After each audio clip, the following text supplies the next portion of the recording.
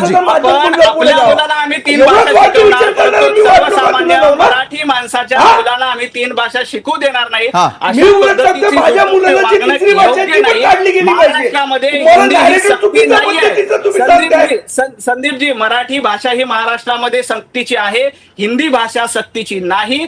तिसरी भाषा म्हणून आपल्याला पर्याय आहे. सर्वसामान्य मराठी माणसाचं नुकसान संदीपजी, सर्वसामान्य मराठी माणसाचा, सर्वसामान्य मराठी विद्यार्थ्यांचं नुकसान प्लीज माझी तुम्हाला विनंती आहे की हा राजकारणाचा विषय नाही आहे.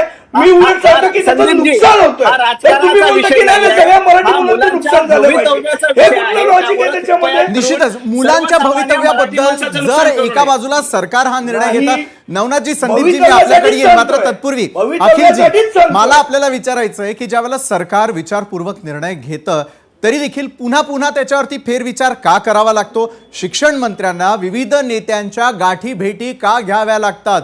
दुसरीकडे समन्वयासाठी असलेल्या समितीच्या शिफारसी यावरती पुन्हा एकदा फेरविचार करावा लागतो. म्हणजे घेतलेला निर्णय त्याकडे तुम्ही कसं पाहता अखिलजी?